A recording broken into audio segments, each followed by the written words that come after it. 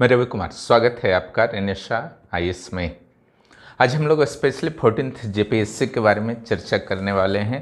जैसा कि आपको पता है कि 11th जेपीएससी की प्रारंभिक और मुख्य परीक्षा की प्रक्रियाएं समाप्त हो चुकी हैं। अब बारी है आपकी 14th जेपीएससी की। इसके बाद हम लोग एक दिन समय निकाल करके सीडीपीओ की जो निकटतम वैकेंसी है, जो 36 पोस्ट के लिए आशा व्यक्त की गई है, उसके बारे में भी चर्चा करेंगे। हालांकि उसके बारे में मैं अभी कुछ भी गारंटी नहीं दे सकता हूं, लेकिन यह प्राइमरी आप इन्फॉर्मेशन के रूप में ले सकते हैं कि सीडीपीओ के भी वैकेंसी आने की संभावना झारखंड में है। यह बहुत ही बड़ा आश्चर्य होगा कि इतनी जल्दी आपका सीडीपीओ की वैकेंसी आएगी, और आना भी चाहिए। सीडीपीओ की कभी भर्ती ही नहीं हुई है। जितना भी आपका प्रमोशन से होता है, फिर भी आपका बहुत सारे ऐसे भी सीट्स खाली रह जाते हैं जो डायरेक्ट सीधी भर्ती से होनी चाहिए।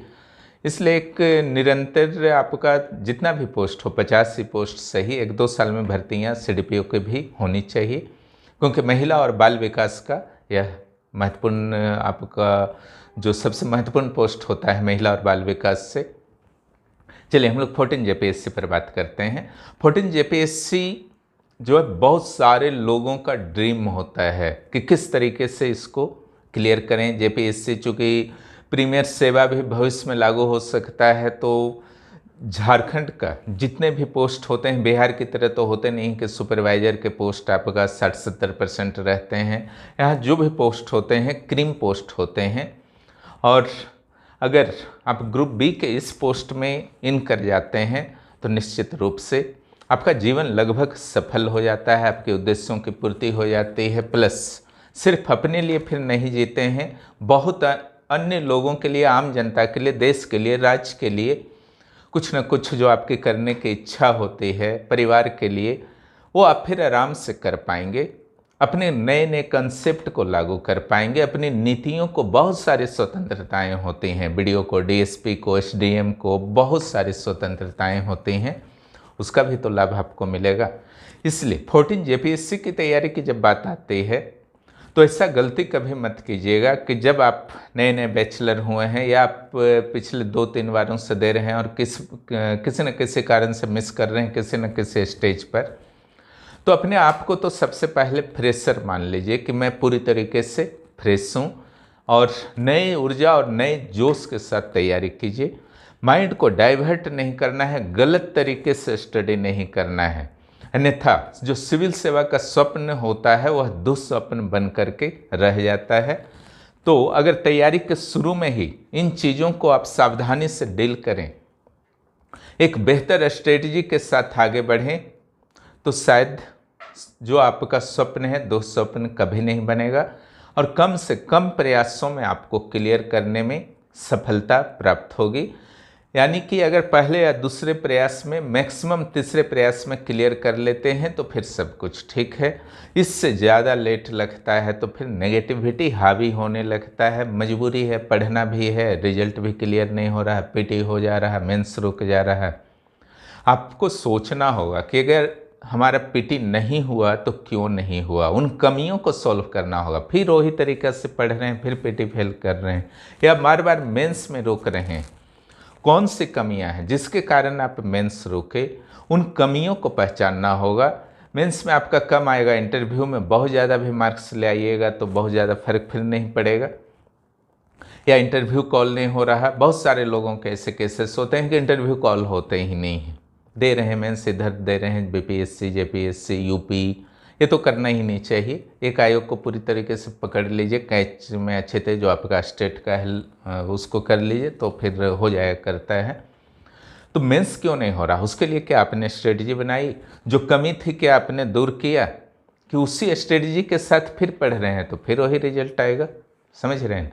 कई बार देखते होंगे कि हमारे बात शुरू किया कोई तैयारी और वो क्लियर कर लिया अच्छा रैंक से, आप वहीं के वहीं रह गए। क्लियर? तो ये सब नहीं होना चाहिए। अगर कमी है तो उस कमी को दूर करके अगले राउंड में बैठिए, निश्चित रूप से होगा। कई लोगों की यह भी शिकायत होती है कि कमी क्या हो तो पता ही नहीं है। हमको तो लगता है कि कोई कमी नहीं है, उत्तर काफ़ी अच्छा लिख करके आते हैं। तो यहाँ पर तो समस्या थोड़ा सा और गंभीर है। ऐसी स्थिति में एक प्रॉपर गाइडेंस में आपको आना चाहिए। रेनेसाइज से भी आप जुड़ सकते हैं अगर आप ऐसी स्थिति से गुजर रहे हैं, यहाँ से जुड़िए। यहाँ पर बहुत अच्छे अच्छे कैंडिडेट जुड़े हुए हैं, ऑल इंडिया से जुड़े हुए हैं। उनके साथ तुलनात्मक रूप से भी आपको महसूस होगा कि आप किस स्थिति में हैं, प्लस आपकी क्या कमियां हैं यहाँ पर बताई जाएंगी, जिससे कभी भी आपके मार्ग में भटकाव नहीं होगा। आपके कैरियर को बहुत सीरियसली यहाँ पर लिया जाता है, इसलिए निरंतर क्लास चलते हैं। मुख्य परीक्षा के 2 दिन पहले तक क्लास टेस्ट चलेंगे, पीटी के 2 दिन पहले तक क्लास टेस्ट चलेंगे। अब आते हैं हम लोग 14वें जेपीएससी मुख्य परीक्षा पर। हम लोग आज स्पेशली बात करेंगे, प्रारंभिक परीक्षा पर कभी भी और किसी और वीडियो में हम लोग बात करेंगे। तो जो भी 14 जेपीएससी की तैयारी कर रहे हैं, तो जो पहला बात है जो बहुत ही मोस्ट इम्पोर्टेंट है कि प्रारंभिक परीक्षा और मुख्य परीक्षा का तैयारी 14 जेपीएससी का अलग अलग मत कीजिएगा। कोई भी सिविल सेवा का, चाहे बिहार का हो, झारखंड, यूपीएससी हो, पीटी मेंस की तैयारी अलग अलग नहीं होती है। बहुत लोग बोलते हैं हमारा तो मेंस तैयार है, पीटी तैयार है तो मेंस का कर लेते हैं। कीजिए, लेकिन इसका अर्थ नहीं कि पीटी से एक दूरी बना लीजिए लंबा समय तक। बहुत ही बड़ा गलत डिसीजन होता है ना। पीटी हर दिन उसको भी देना है, क्योंकि वो क्लियर नहीं करेंगे तो आप मुख्य परीक्षा दीजिएगा कैसे। पीटी हर दिन देना है, और पीटी और मेंस की तैयारी दोनों को हर दिन करना है। आपकी तैयारी पीटी की बहुत बेहतर है तो पीटी को थोड़ा कम समय दीजिए, मेंस को ज़्यादा दीजिए, वो अलग चीज़ है। इसका अर्थ नहीं कि छोड़ देना है, पीटी आएगा 2 महीना में कर लेंगे। नहीं हुआ तो फिर क्या कीजिएगा, जो पढ़े थे उतना दिन से मेंस के लिए, वो तो सारा कहानी खत्म हो जाएगा। फिर अगला बार इंतजार जेपीएससी का करना, समझते हैं ना। यहाँ एक ही चांस दिमाग में रखिए। 3 चांस मैंने यहाँ पर 5, 6, 7 साल हो जाता है। यहाँ एक ही चांस को दिमाग में रखना है कि फर्स्ट और लास्ट, और एक चांस में हो सकता है बिहार यूपीएससी में शायद ना हो, एक चांस में यहाँ हो सकता है। क्यों? क्योंकि यहाँ टाइम आपको 1.5-2 साल दे दिया जाता है। तो क्या क्या आपको करना चाहिए उसका ध्यान रखेंगे। पहला तो आपके पास एक टारगेट टॉपिक होना चाहिए। सिविल सेवा का कोई भी सिलेबस 100% कंप्लीट करने का बेवकूफ़ी करके कोई नहीं जाता है। ऐसी संभावना आज भी है। बहुत सारे रिफॉर्म्स हुए हैं सिविल सेवा में। पहले तो आपका 30-40% कर लेना काफ़ी होता था, अब ऐसा नहीं चलता है। 60-70% आपको कवर करना होगा। तो सारा हमको करके जाना है, ये गलती तो कभी मत कीजिएगा। ये पहला केयर आप रखेंगे तो करना कौन सा है, तो उसके लिए टारगेट टॉपिक आपको करना है ना। यहाँ पर जो पेड ग्रुप के मेंबर्स हैं, target and super target topics तक दिए जाते हैं, और टारगेट टॉपिक को मैं कोर्स के रूप में भी लॉन्च करने वाला हूँ, कर दूंगा। जिनको लगता है कि वो खुद तैयारी कर सकते हैं, सिर्फ टारगेट टॉपिक चाहिए, तो बहुत ही नॉमिनल फी वहाँ पर रखा जाएगा, उसको आप लोग परचेज कर सकते हैं। दूसरा जो है, आपकी रणनीति बहुत बेहतर होनी चाहिए, और रणनीति ऐसा होना चाहिए कि अगर उस रणनीति का पालन डेडिकेशन के साथ किया जाए तो सफलता लगभग संभावित है। और रणनीति आपकी अगर सही नहीं है तो सफलता प्रभावित होती है। अगर रणनीति बनाने में आप अक्षम हैं, समझ में नहीं आता है सिविल सेवा में कैसे आगे बढ़ें, क्या करें नहीं करें, आप रेनेसाइज ज्वाइन कर लीजिए। और स्ट्रेटजी अगर बनाने में आप सक्षम हैं, आपको भरोसा है कि स्ट्रेटजी सही है, घर में तैयारी कीजिए, कोई दिक्कत नहीं है। लेकिन स्ट्रेटजी बहुत बेहतर होना चाहिए, और जितना बेहतर आप स्ट्रेटजी बनाएंगे उससे ज़्यादा खतरनाक तरीके से उसको इम्प्लीमेंट कीजिए। इंडियंस की सबसे बड़ी समस्या है कि चाहे सरकार हो चाहे आम आदमी, इन लोग योजनाएं तो खूब बनाते हैं, इम्प्लीमेंटेशन ग्राउंड लेवल पर बेहतर तरीके से नहीं हो जाता है ना। सपने तो बहुत देखते हैं, लेकिन उन सपनों को पूरा करने के लिए जो मेहनत चाहिए, जब मेहनत करने की बारी आती है तो दाएं बाएं देखने लगते हैं। इन प्रवृत्तियों से थोड़ा सा निकलना होगा, फिर सारे रास्ते आसान हो जाएंगे। इसके अलावा राइटिंग जो है आपका, समझ लीजिए कि कोर होता है सिविल सेवा का। अधिकांश लोगों को लगता है बस रीडिंग करते जाना है, और टाइम 2 साल 3 साल, ऐसा नहीं कि उन लोग लिखते नहीं हैं, लिखते हैं, लेकिन सीरियसनेस नहीं रहता है। रीडिंग में सीरियसनेस रहता है कि ज़्यादा से ज़्यादा टॉपिक पढ़ना है। इतना राइटिंग कौन करेगा, चलो जल्दी जल्दी रीडिंग कर लेना है 4-5 पेपर को, है ना, 4-5 टॉपिक को। और शाम को पॉजिटिवनेस नहीं होता है और नेगेटिव हो जाते हैं, ये पढ़े कुछ याद नहीं आ रहा, उसकी जगह एक ही टॉपिक आप कीजिए ना। कितना टॉपिक ही करना है सिविल सेवा में, 200-250 टॉपिक तो जेपीएससी में करना है कुल मिला करके, उसी में तो सब खेल हो जाता है। एक ही टॉपिक कीजिए, ढंग से कीजिए। राइटिंग मीन्स क्या होता है, अक्सर लोग सोच लेते हैं बस क्वेश्चन मिला लिखना शुरू कर देना है।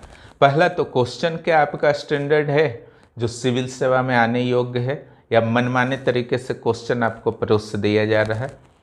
पहले क्वेश्चन का स्टैंडर्ड होना चाहिए जो सिविल सेवा में आने योग्य है, ताकि जो आप मेहनत करने को जा रहे हैं वो बेकार ना जाए।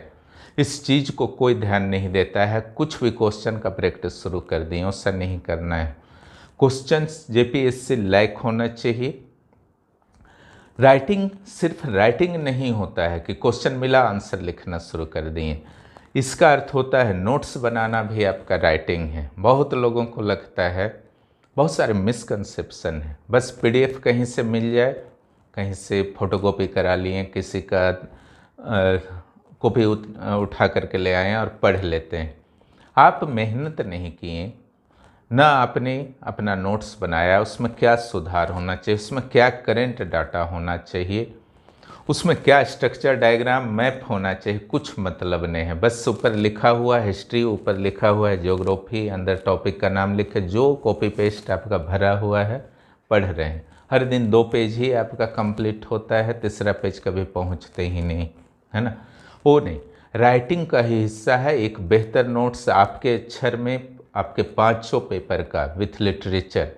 इंग्लिश कमज़ोर अगर है तो इंग्लिश का भी नोट्स आपके पास होना चाहिए, ग्रामर का। हिंदी अगर कमज़ोर है तो हिंदी ग्रामर का और सिलेबस वाइज जो जो आते हैं उसका एक बेहतर नोट्स होना चाहिए। तो आपका राइटिंग के अंतर्गत पहला आता है जो आप जानते हैं कि क्वेश्चन आंसर राइटिंग प्रैक्टिस, है ना।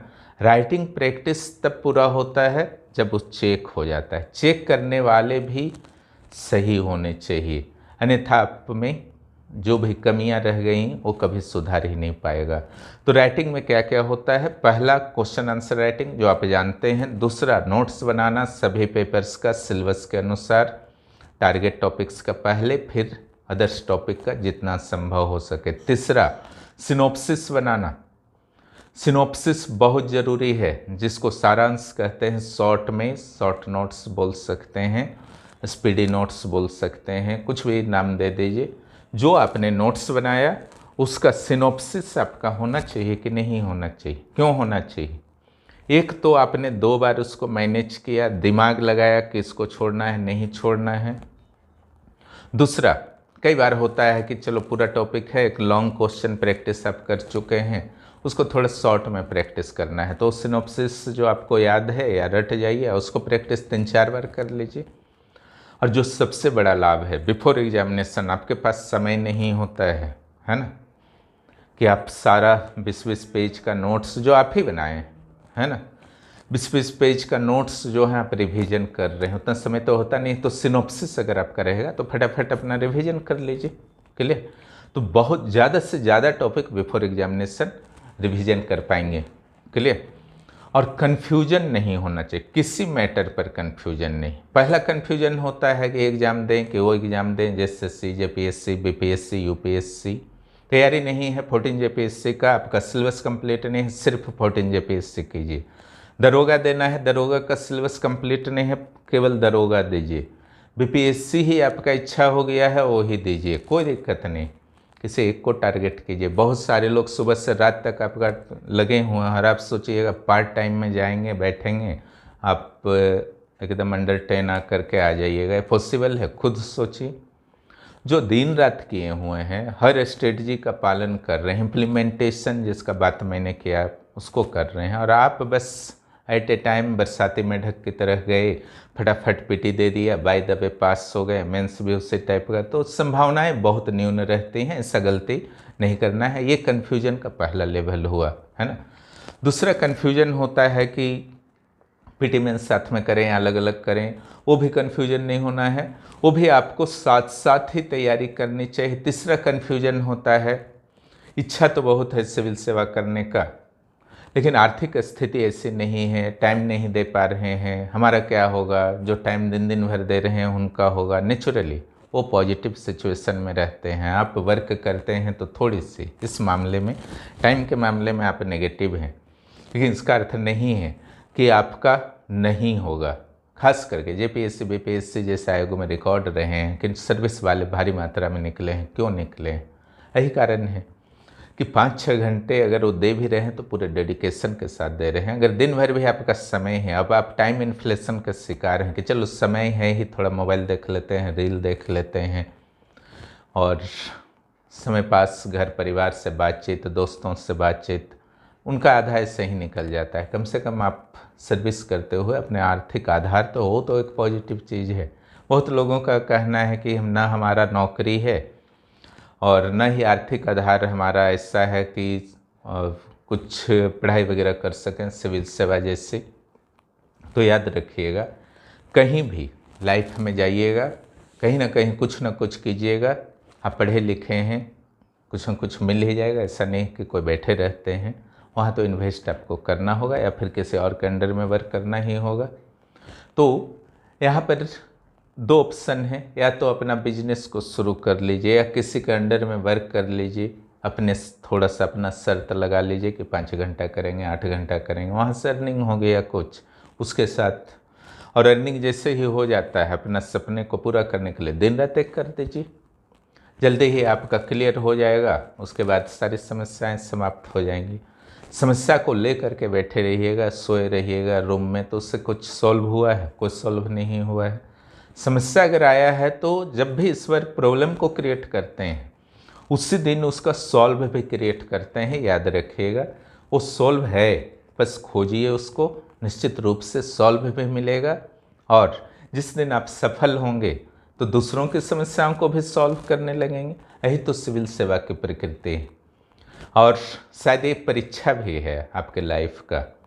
लगता है ना कि सिविल सेवा की तैयारी करनी हो, इतनी समस्याओं से मैं घिरा हुआ है। आर्थिक समस्या तो बहुत ज़्यादा परेशान करता है।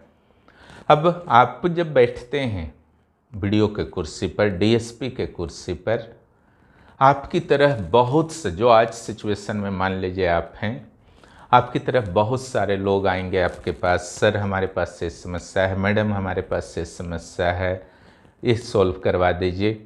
आप सॉल्व उसको करवाएंगे। उस स्थान तक आप पहुंच चुके हैं, आप समस्या से लड़ चुके हैं, आपको पता है कि कैसे डील किया जाता है समस्या को, क्या उसका समाधान हो सकता है। आपने पर्सनली अनुभव किया है। आपके लिए कितना बेहतर होगा फिर सिविल सेवा को डील करना, कितना संतुष्टि देने वाला होगा, आप स्वप्न में भी नहीं सोच सकते हैं। जो आपने अनुभव किया, लड़ा, वही चीज़ काम देने वाला है। इसलिए आज लड़िए। अगर यहाँ जाना है तो सिविल सेवा अगर टारगेट बना लिए हैं तो लाइफ एक ही बार मिलता है, लग जाइए, एनी हाउ कर डालिए, है ना। कोई भी, अगर आपकी दृढ़ इच्छा शक्ति उत्पन्न हो गई है तो फिर कोई समस्या कुछ नहीं। इच्छा शक्ति नहीं है तो एसी रूम भी आपको माता पिता ने दे दिया है, लैपटॉप, मोबाइल, आईफोन सब कुछ होते हुए भी आप उलझ करके लाइफ में रह जाएंगे। यह क्षेत्र इतना आसान नहीं है। सिविल सेवा का एक तपस्या है। इसके अलावा जो आपको ध्यान रखना है, मोबाइल का यूज करना है, मिसयूज नहीं। या जो भी मीडिया के साधन है यूज कीजिए, मिसयूज नहीं। इसका अर्थ नहीं है कि एंटरटेनमेंट को आप छोड़ दीजिए, फिल्म देखना छोड़ दीजिए, घूमना छोड़ दीजिए, दोस्तों से बात करना छोड़ दीजिए। इसका कतई अर्थ नहीं है। इसका सिंपल सा अर्थ है कि आपने जो टारगेट किया उसको एनी हाउ उस दिन इम्प्लीमेंट कीजिए। कल कर लेंगे, परसों कर लेंगे, इस लाइन से निकलना होगा आपको, फिर सब कुछ ठीक है, अपने आप सब कुछ मैनेजमेंट हो जाएगा, है ना। और जहाँ ज़रूरी पड़े नहीं भी बोलना सीखिए, फिर रास्ते जीवन के क्लियर हो जाएंगे। आज कहीं कहीं नहीं बोल दीजिएगा तो भविष्य में सिर्फ हाँ हाँ बोलिएगा। इट मीन्स कोई भी आपके पास समस्या लेकर के आएंगे, निश्चित रूप से आप उसको सॉल्व करने के लायक बनेंगे। अब जो है कुछ और चीज़ों को ध्यान देना है। ये कन्फ्यूजन 14th जेपीएससी वाले, एससीडीपीओ वाले भी जो हैं या दूसरे एग्ज़ाम वाले भी, ये मत रखिए कि नोटिफिकेशन आएगा तो कर लेंगे।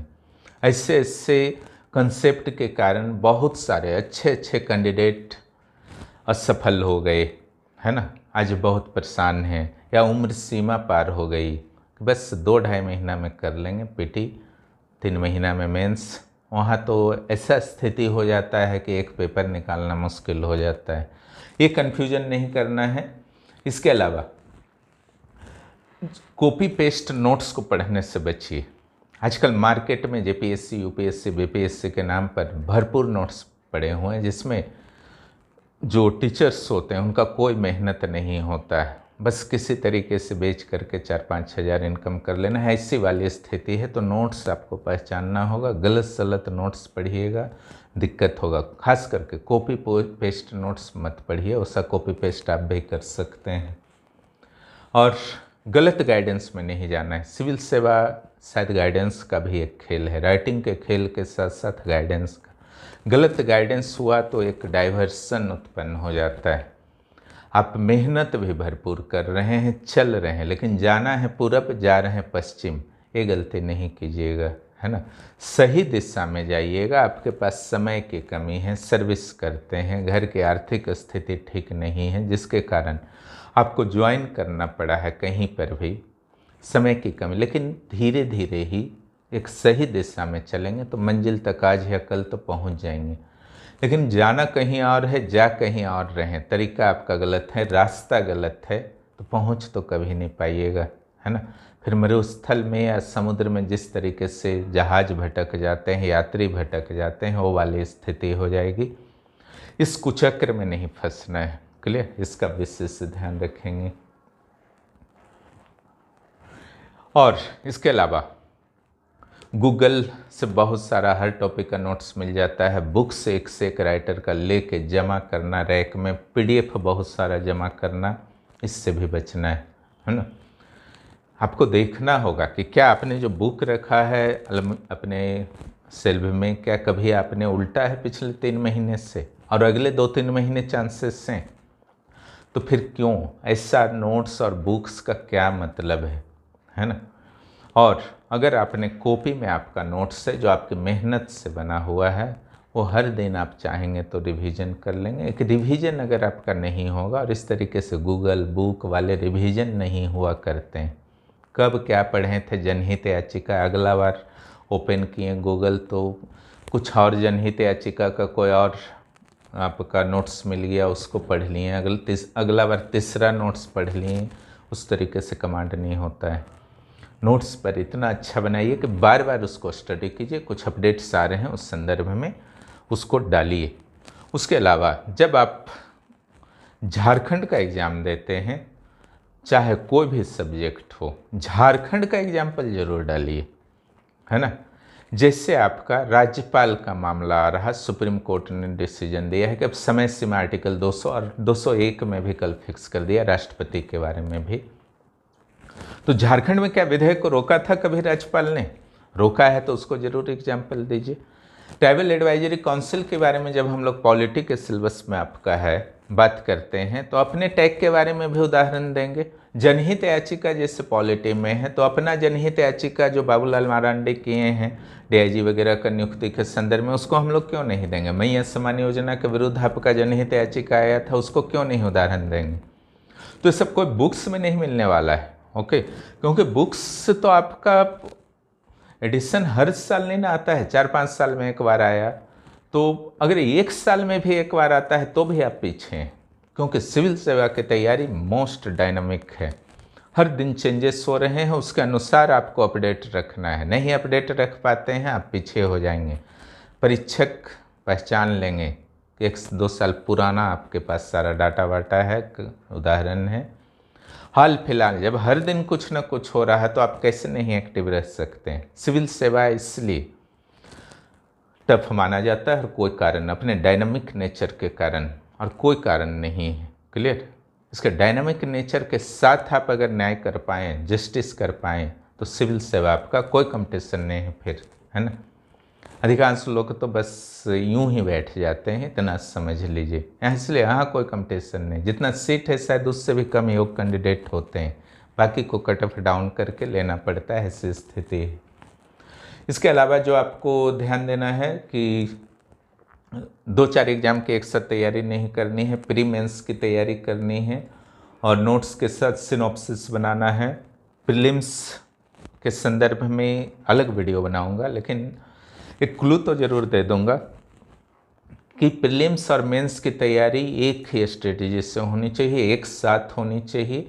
और स्ट्रेटजी एक मीन्स होता है कि एक कोऑर्डिनेशन के साथ होना चाहिए। जैसे प्रीलिम्स में आपका लोक प्रशासन है, प्रीलिम्स में हिस्ट्री है, प्रीलिम्स में इकोनॉमिक्स है, इंडियन ज्योग्राफी है, साइंस भी है। अक्सर प्रीलिम्स में बोलते हैं झारखंड में कि साइंस से चलो छोड़ दिया जाए, है ना, 6 क्वेश्चन ही तो आएगा, 2 बायोलॉजी से, 2 फिजिक्स से, 2 केमिस्ट्री से। यहाँ छोड़ा नहीं जाता है। 6 क्वेश्चन अगर माइनस हो गया तो एक तो 94 में आपका डिसीजन होगा।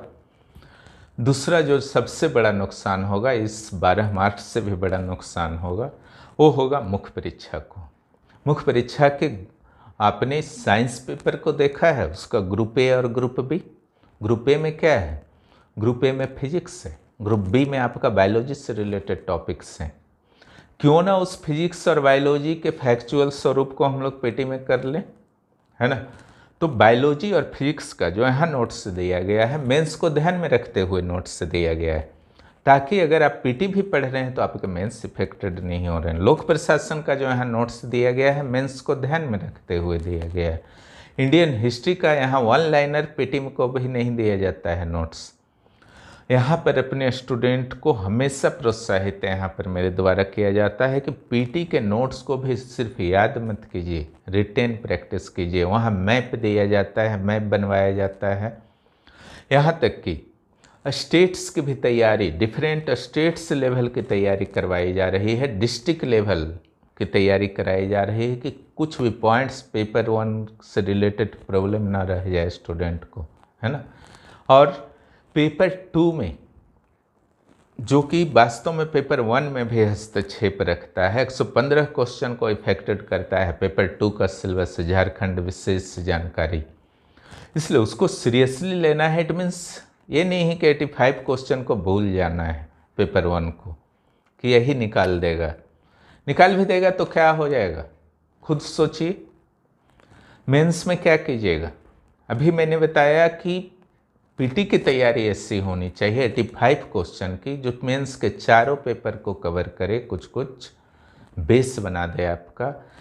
झारखंड की तैयारी ऐसी होनी चाहिए जो मेंस का, चाहे इकोनॉमिक्स हो, साइंस हो, या आपका झारखंड का इतिहास हो, झारखंड का भूगोल हो, झारखंड से रिलेटेड लगता होगा। पॉलिटी में तो डाला नहीं है झारखंड का, चलो फ्री हो गए, आईएएस का तैयारी कर लेंगे, यहाँ पर हम लोग मैनेज कर लेंगे। ऐसा नहीं होता है। आपको जेपीएससी के सिलेबस पर कंसंट्रेट होना होगा। भले ही आप यूपीएससी की तैयारी किए हुए हैं तो उससे क्या होता है, जेपीएससी के अनुसार आपको करना होगा, तब ना यहाँ के एग्जाम्पल्स वगैरह दे पाइएगा, यहाँ के नेचर को समझ पाइएगा।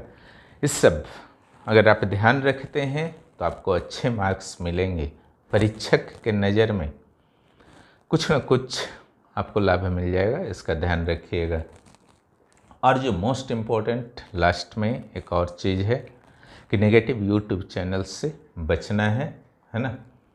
और ख़ास करके होता क्या है, पिछला बार ही आपने देखा कि लंबा टाइम लग गया वैकेंसी आने में। यहाँ क्लास एक भी दिन नहीं रुका, हर दिन उसी जोश के साथ हुआ। 2 साल क्लास, राइटिंग भी उसी जोश के साथ हुआ। जो आप देखते हैं यूट्यूब चैनल्स, वैकेंसी आने वाले थे, लेकिन 4 दिन पहले तक कहा जा रहा है कि वैकेंसी अभी आने का कोई चांस नहीं है, भूल जाइए, झारखंड से निकल जाइए, बिहार कीजिए, यूपी कीजिए, यानी कि यहाँ छोड़ के पूरा दुनिया का कर लीजिए। वहाँ बस थाली में आपका सजाया हुआ है सर्विस, वहाँ मिल जाएगा। यहाँ वैकेंसी आता है, भरते हैं, लोग उलझ के रह जाते हैं। पीटी क्लियर नहीं, पीटी तक में डिस्टर्ब किया गया कि क्वेश्चन आउट हो गया है ना, और क्वेश्चन तो आउट हुआ नहीं था पीटी का। तो नेगेटिव यूट्यूब चैनल से बचना है। जो कंस्ट्रक्टिव वे में यूट्यूब चैनल्स हैं उनसे जोड़ करके ज़रूर रखिए, जो अच्छे सलाह देते हैं, अच्छे कंटेंट लाते हैं, मेहनत करके कंटेंट लाते हैं, उनसे जुड़ाव रखिए। क्लियर। और एक प्रवृत्ति देखी गई है कि आयोग की, सरकार की 2 साल अगर आपका वैकेंसी नहीं आया तो 2 साल में 1 साल आयोग और सरकार का आलोचना करके ही जीवन बीत जाता है। क्या मिला? आपकी आलोचना को सुन रहा है आयोग, खड़े हैं आपके सामने अध्यक्ष या मुख्यमंत्री। जब नहीं खड़े हैं तो क्यों अपनी एनर्जी को बर्बाद कर रहे हैं?